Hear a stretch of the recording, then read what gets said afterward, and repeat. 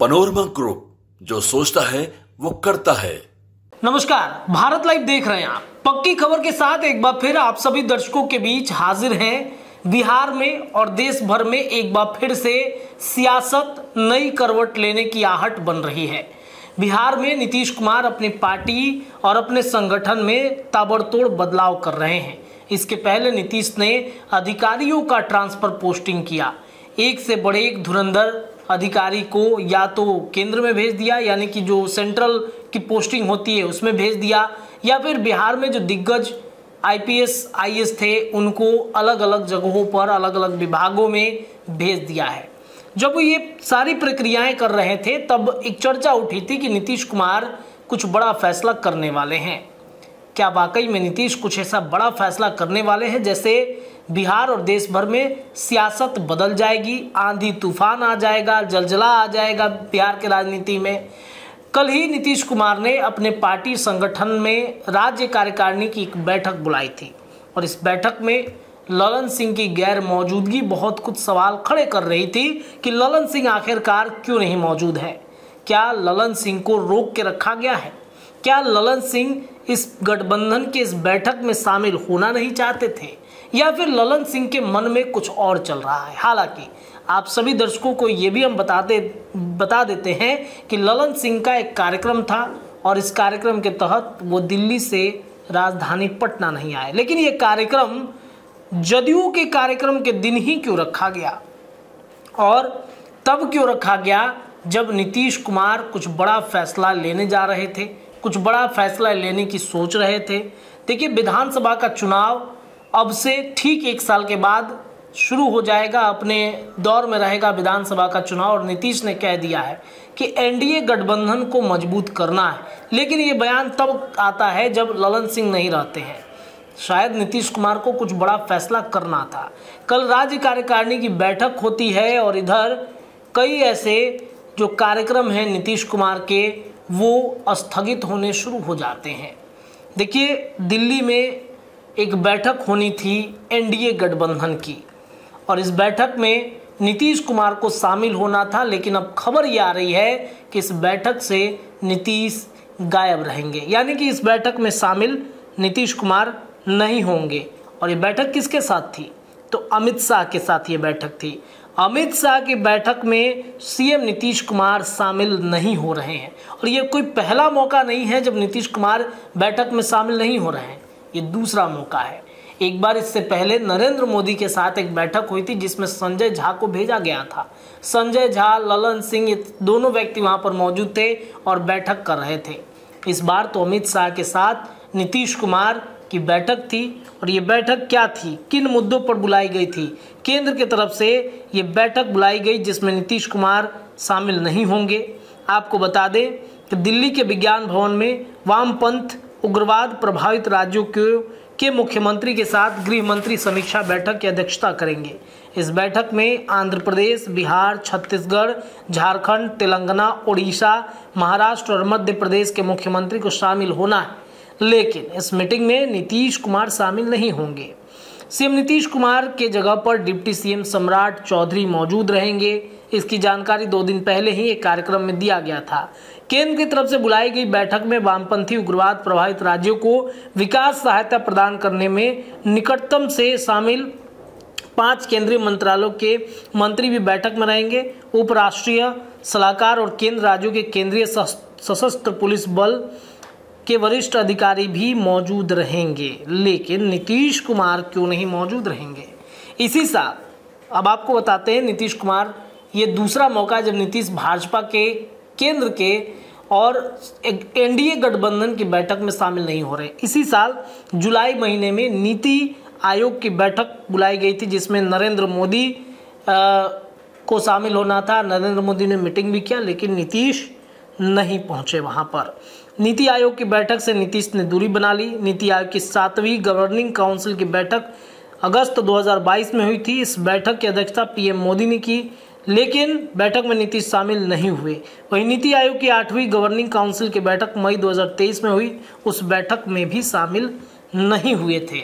और आज एक बार फिर से वो मौका आ गया है जब बिहार के मुख्यमंत्री नीतीश कुमार खासतौर पे अमित शाह के बैठक में शामिल नहीं होंगे। देखिए, अब बारी आती है अमित शाह के बैठक में शामिल ना होने का। वैसे भी अमित शाह और नीतीश कुमार के बीच भले ही गठबंधन हो, लेकिन इन दोनों के बीच तल्खियां रहती है। 36 का आंकड़ा दोनों के बीच रहता है।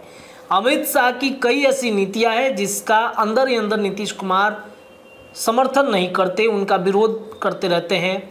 यानी कि अमित शाह की वजह से ही नीतीश कुमार ने साल 2022 9 अगस्त को एनडीए गठबंधन को टाटा बाय बाय कर दिया था।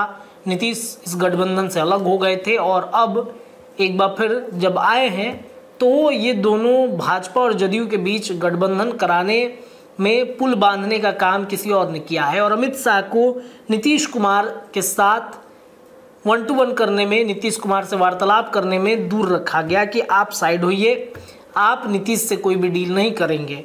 लेकिन नीतीश कुमार भाजपा के बैठकों में, खासतौर पे केंद्र की बैठकों में शामिल क्यों नहीं हो रहे हैं? इसके पीछे की वजह क्या है? कई ऐसी उथल पुथल है। आपको पता है कि अभी हाल ही में नीतीश कुमार दिल्ली से होकर आए हैं। चर्चा तो ये है कि दिल्ली में नीतीश कुमार मिलना चाहते थे बड़े नेताओं से, केंद्र के, बीजेपी के खास तौर पे, लेकिन किन्हीं ने नीतीश कुमार को तवज्जो नहीं दी, मुलाकात नहीं हो पाई। इधर बिहार, झारखंड में चुनाव होने वाले हैं। झारखंड में आपको पता है कि जनता दल यूनाइटेड अपनी पूरी तैयारी कर चुका है। बिहार विधानसभा में भी सीट बंटवारे को लेकर के मंथन चल रहा है।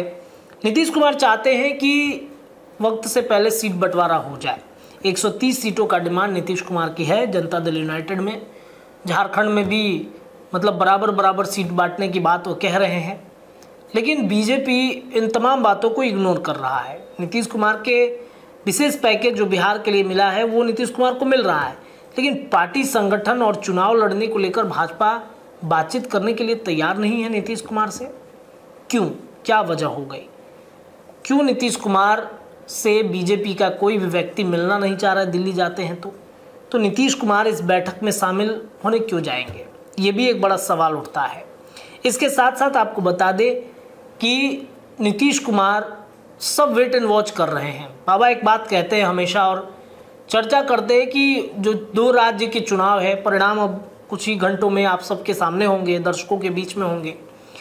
ये परिणाम 2 राज्यों के ये तय करेंगे कि नीतीश का अगला कदम क्या होगा, फैसले नीतीश क्या करेंगे। बिहार में बीजेपी की क्या स्थिति होगी? अगर देश भर में बीजेपी लगातार उनका ग्राफ गिर रहा है तो बिहार में जाहिर सी बात है कि नीतीश, वैसे ही पहले लोकसभा चुनाव में उनका ग्राफ तेज़ी से ऊपर बढ़ा है, तो नीतीश की सीटें ज़्यादा रहेंगी और उनकी डिमांड भी हाई होगी। तो 130 सीट अगर जदयू को मिल जाएगा तो बाकी चिराग भी तो डिमांड कर रहे हैं, 35 सीट मांग रहे हैं। उपेंद्र कुशवाहा भी 1 दर्जन सीट मांगते हैं। इसके अलावा मुकेश सहनी अगर नेगोशिएट करे तो उनको भी सेट करना है। जीतन राम मांझी की भी सीटें हैं। तो ये सारे लोगों को कैसे सेट किया जाएगा? और भाजपा भी चाहती है कि ज़्यादा सीटों पर लड़े। अब इन सभी के बांटने के चक्कर में भाजपा तो अपनी सीटें नहीं गंवाएगी, लूज नहीं करेगी, कम नहीं करेगी।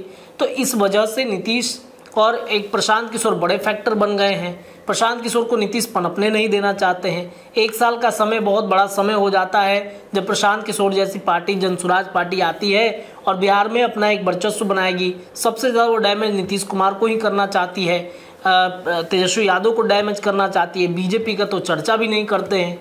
झूठ मूठ का कभी कभी ऐसी चर्चाएं होती हैं, उसमें बीजेपी पर हमला कर देते हैं। तो नीतीश ये सारी बातें समझते हैं और इस वजह से चाहते हैं कि वक्त से पहले चुनाव हो जाए। चुनाव अगर नहीं होगा तो नीतीश, जैसा कि जांच पड़ताल के दौरान हम बातचीत कर रहे थे बाबा से, तो उन्होंने बताया कि नीतीश फैसले ले सकते हैं। नीतीश को अपना ग्राफ पता है, नीतीश ने सर्वे जो कराया वो भी टॉप पर चल रहे हैं। तो लालू के साथ गठबंधन करके नीतीश चले जाएंगे महागठबंधन में विधानसभा चुनाव से पहले। अगर भाजपा इन सभी बातों पर मंथन नहीं करती है, चर्चा नहीं करती है, तो विधानसभा भंग होने की भी संभावनाएं बन सकती हैं। अमित शाह के साथ नीतीश कुमार की बैठक में ना जाना, इसके अलावा नरेंद्र मोदी के बैठक में शामिल ना होना, नीतीश इसे प्रेशर पॉलिटिक्स के तहत खेल रहे हैं। भाजपा का फैसला क्या होता है देखना बड़ा दिलचस्प होगा, लेकिन ये पक्की खबर है कि अमित शाह के साथ बैठक में नीतीश शामिल नहीं हो रहे हैं। फिलहाल इस खबर के लिए इतना ही, लेकिन भारत लाइव पर ऐसी तमाम खबरें आपको लगातार देखने को मिलेंगी। बहुत बहुत धन्यवाद। पनोरमा ग्रुप, जो सोचता है वो करता है। अगर ये वीडियो पसंद आई और वह बिहार के राजनीति और बिहारियत से सरोकार रखेनी तो सब्सक्राइब बटन दबा के चैनल के सब्सक्राइब कर ली।